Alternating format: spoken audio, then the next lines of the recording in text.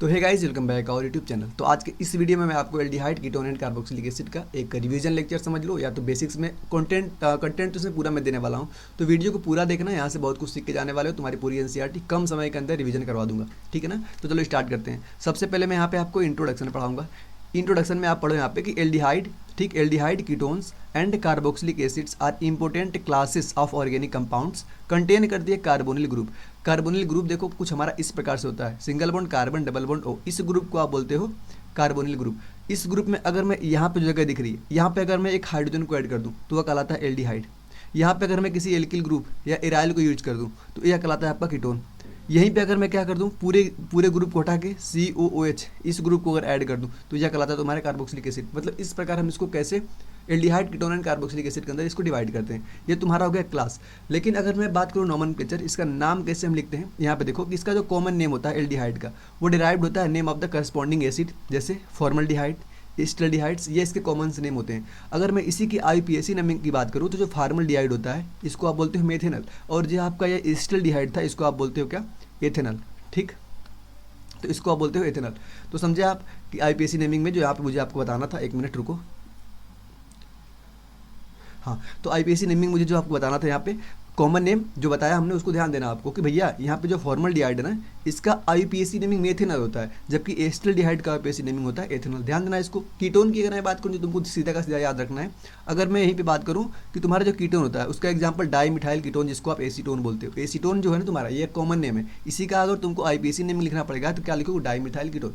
तो इसका तुम कॉमन नेम भी जान गए और इसका IUPAC नेम भी जान गए, किसका, कीटोन का।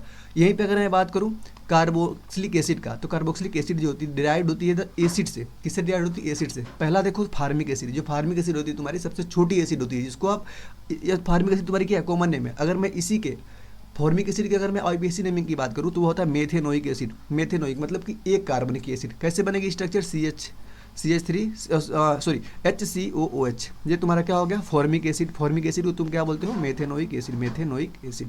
अगर यहीं पे मैं बात करूँ एथेनोइक एसिड, जो आपकी दो कार्बन की एसिड होती है, उसका नाम क्या होता है तुम्हारा, एसिटिक एसिड। कैसे नाम होता है, CH3COOH। कितने कार्बन है इसमें, दो कार्बन है। तो ये भी तुम समझ गए।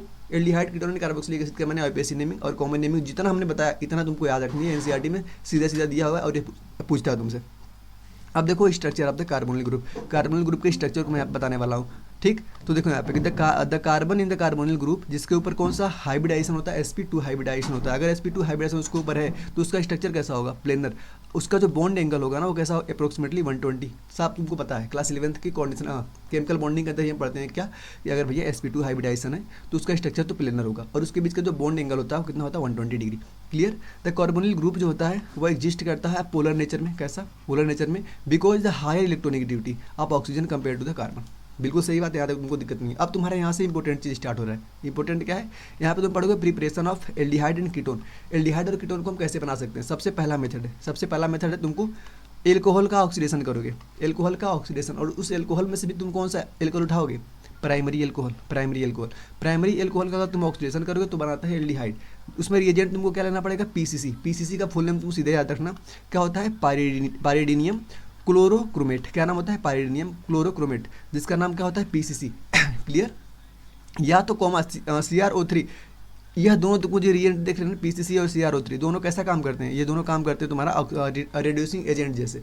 क्या करते हैं, सॉरी, ऑक्सीडाइजिंग एजेंट जैसे। यहाँ पे लिख देता हूँ ऑक्सीडाइजिंग एजेंट जैसे। और ऑक्सीडाइजिंग एजेंट क्या करवाता है, सामने वाले को ऑक्सीडाइज करवाता है, खुद होता है रेड्यूस। तो तुमको प्राइमरी एल्कोहल को एल्डिहाइड बना कर दे देगा। देख लो तुम्हारा सामने यहाँ पे एग्जाम्पल RCH2OH। RCH2OH क्या तुम्हारा एक प्राइमरी एल्कोहल है, इसको हमने दिया PCC, यह वाला PCC। तो क्या बना दिया तुमको, तुमको एल्डिहाइड बना के दे दिया। यहीं पे अगर मैं सेकेंडरी एल्कोहल की बात करूँ, सेकेंडरी एल्कोहल तुम्हारा ये रहा। सेकेंडरी एल्कोहल कैसे मैं बोल रहा हूँ, देखो इसका स्ट्रक्चर ऐसे बनेगा, RCH, ठीक, एक और R होगा यहाँ पे, और यहाँ पे क्या जुड़ा होगा, OH जुड़ा होगा। मतलब कि जो कार्बन जुड़ा हुआ है ना, इसके बगल अगर दो कार्बन जुड़े हुए हैं तो उसको आप बोलते हो क्या, सेकेंडरी कार्बन बोलते हो। सेकेंडरी कार्बन जुड़े OH को सेकेंडरी एल्कोहल बोलते हो, तो ये तुम्हारा होगा सेकेंडरी एल्कोहल। अगर मैं इसको K2Cr2O7, नाम होता है पोटेशियम डाइक्रोमेट, अगर मैं इसको देता हूँ पोटेशियम डाइक्रोमेट को, तो यह होता है ऑक्सीडाइजिंग एजेंट। इसको क्या कर देगा, OH को हटा के यहाँ पे क्या कर देगा, जल्दी बताओ, OH को हटा के इसको क्या किसमें कन्वर्ट कर देगा, कीटोन्स बना देगा। क्लियर, कोई दिक्कत नहीं है तुमको। यहाँ से तुम्हारा कंक्लूजन क्या निकला, भैया अगर प्राइमरी एल्कोहल है, अगर उसका मैं ऑक्सीडेशन करवाऊंगा तो वो एल्डिहाइड बनाएगा। भैया अगर वो सेकेंडरी एल्कोहल है, अगर उसका मैं ऑक्सीडेशन करता हूँ तो क्या बनाएगा, कीटोन बनाएगा। क्लियर, यहाँ तो कोई दिक्कत नहीं होनी चाहिए, यहाँ तक क्लियर। अगर मुझे क्या करना है फ्रॉम एल्कीन, एल्कीन से बनाना है, क्या एल्कीन से क्या बनाना है तुमको, जल्दी बताओ, एल्डिहाइड बनाना है, एल्कीन से बनाना है तुमको एल्डिहाइड, कुछ नहीं, तुम उसका ओजोन लिसिस कर दो। अगर मैं एल्कीन का ओजोन लिसिस कर दूँ, तुम्हारे सामने क्या है, एल्कीन है, यहाँ पे ले लिया हमने O3, मतलब ओजोन लिसिस करना है मुझे, तो क्या बना कर दे देगा RCHO, मतलब यहाँ से बीच में समान बॉन्ड को तोड़ोगे, O से जोड़ दोगे, सिंपल सा रिएक्शन होती है। यहाँ से तुम क्या करना है, बॉन्ड को तोड़ना और इसको भी एक O दे देना, एक इसको O दे देना, इसको दोगे तुम्हारा ये बनेगा और इसको दोगे तुम्हारा ये बनेगा। क्लियर, इजी रिएक्शन थी।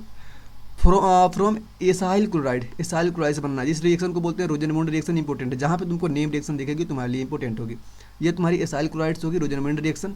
ठीक है, रिएजेंट तुमको यहाँ पे क्या याद करना है, H2PdBSO4, ठीक, H2PdBSO4, जिसको पॉइजनस कैटालिस्ट भी बोलते हैं।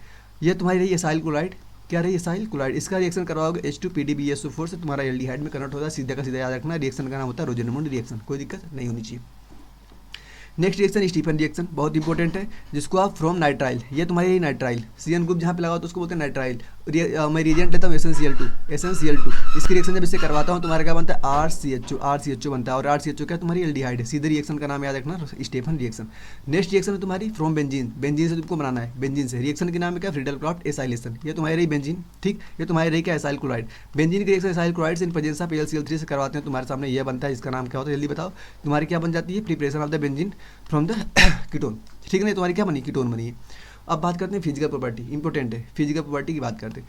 फिजिकल प्रॉपर्टी में सबसे पहले तुम देखोगे boiling point higher than the hydrocarbon and ether due to the dipole and inter, मतलब बोल रहे हैं ना कि एल्डिहाइड और कीटोन जो होता है, इसकी जो बॉइलिंग पॉइंट होती है वो ज़्यादा होती है किसी भी हाइड्रोकार्बन से। रीजन दे रहे हैं कि इसके बीच में जो इंटरेक्शन होता है कैसा होता है, डाइपोल होता है, सीधे तुमको इसको ध्यान देना है।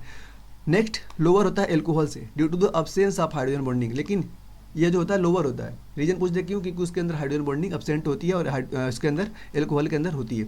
सोलिबिलिटी की बात करें, दूसरी फिजिकल प्रॉपर्टी सॉल्युबिलिटी जो होती है लोअर होती है, member are the soluble water due to the hydrogen bonding water molecule, मतलब इसकी जो सॉल्युबिलिटी होती है ना, कैसी होती है, जल्दी बताओ, इसकी सॉल्युबिलिटी लोअर होती है किसके अंदर, वाटर के अंदर, क्योंकि इसके अंदर हाइड्रोजन बॉन्डिंग जो होते हैं वह अच्छे से नहीं हो पाती है as comparison to the water, ठीक है। नेक्स्ट सॉल्युबिलिटी इसकी डिक्रीज करती है, चैन लेंथ इंक्रीज, चैन की लेंथ इंक्रीज कर रही है, सॉल्युबिलिटी क्या करेगी, डिक्रीज की। सॉल्युबिलिटी समझ दो क्या होती है, पानी के अंदर घुलने की कैपेसिटी को सॉल्युबिलिटी तुम बोलोगे।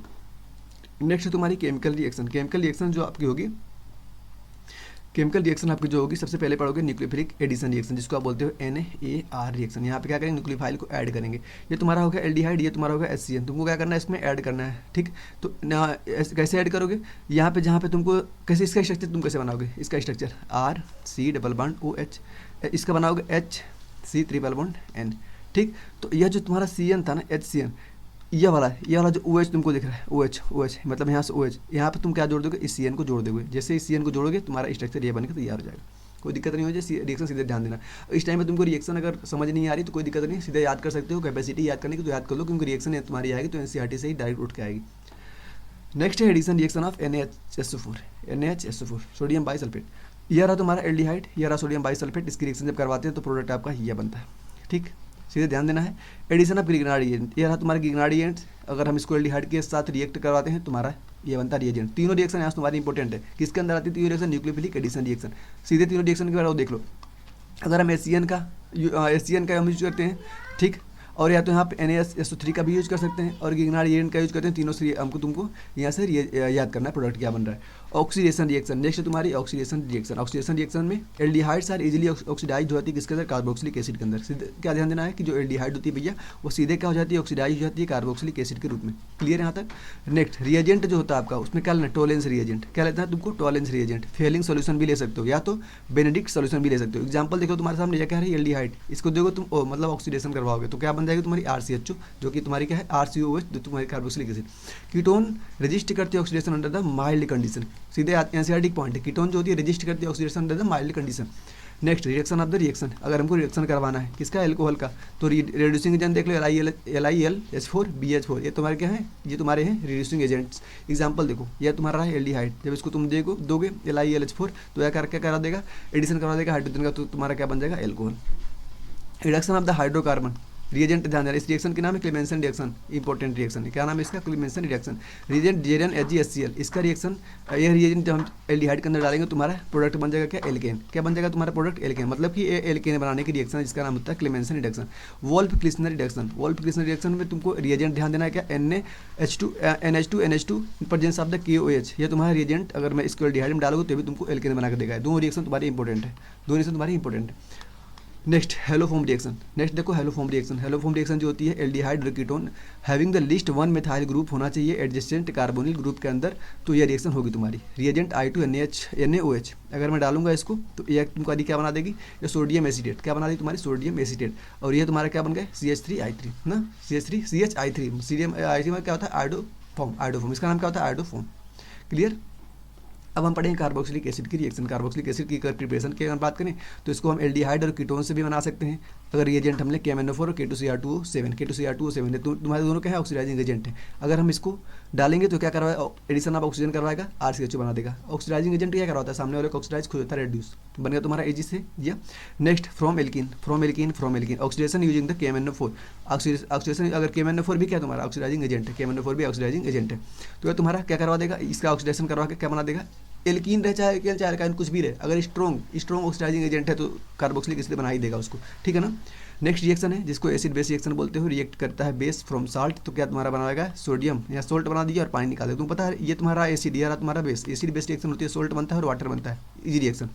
एस्ट्रीफिकेशन में तुम्हारा ये रहा एसिड और ये रहा तुम्हारा बेस, ठीक है, एसिड और बेस। यहाँ पे तुम्हारा क्या बनेगा? ये तुम्हारा बन गया सॉल्ट और यहाँ पे वाटर। डी दोनों रिएक्शन तुम्हारी एसिड बेस रिएक्शन है। डी कार्बोक्सिलिक रिएक्शन है, या तुम कहाँ पढ़ते हो? हाइड्रोकार्बन नहीं पढ़ते हो, कोल्बे इलेक्ट्रोलिसिस वाले। CO2 यहाँ से क्या होती है? रिमूव होती है। इस रिएक्शन में CO2 का रिमूवल होता है, लेकिन रिएजेंट क्या लेते हैं? Soda lime. सोडा लाइम क्या होता है? NaOH और CaO के मिक्सर को हम बोलते हैं सोडा लाइम। यह तुम्हारा सोडियम एसिडेट, इसको हमने डाला है सोडा लाइम, तो यहाँ से हमारा एल्केन बनता है, एल्केन, और यहाँ से CO2 गैस यहाँ से रिमूव होती है, ठीक। तो इस प्रकार भाई हमने इतने कम समय में पूरा चैप्टर करवाया है, लेकिन हाँ उसको बिल्कुल समझ नहीं आएगा जो चैप्टर को नहीं पढ़ा है। जो रिवीजन के दृष्टिकोण से इस चैप्टर को देखेगा उसको पूरा का पूरा समझ आ जाएगा। 10 मिनट के अंदर कोई चैप्टर को नहीं करवा सकता, लेकिन मैंने फास्ट में पूरा कंटेंट देने का प्रयास किया है। इतनी तुम्हारे यहाँ पे रिएक्शन पूरी कवर है, इंपॉर्टेंट NCERT के पूरे टॉपिक कवर है, लेकिन तुमको इसके पहले डिटेल लेक्चर इसको करना पड़ेगा, तभी होगा, ठीक है। और कमेंट करना, मैं NCERT का जो मतलब NCERT बेस की मैं करवा दूंगा, ताकि तुमको लग जाए कि भैया NCERT पूरी यहाँ पे तुम्हारी कवर थी इंपॉर्टेंट लाइन्स, ठीक है ना। और मैं शाम को यहाँ पे 7 बजे या तो कभी कभी 8 बजे से भी मैं टेस्ट लेता हूँ लाइव। ज्वाइन करना चाहते हो तो ज्वाइन करना, चैनल को सब्सक्राइब करके यहाँ से जाना। धन्यवाद।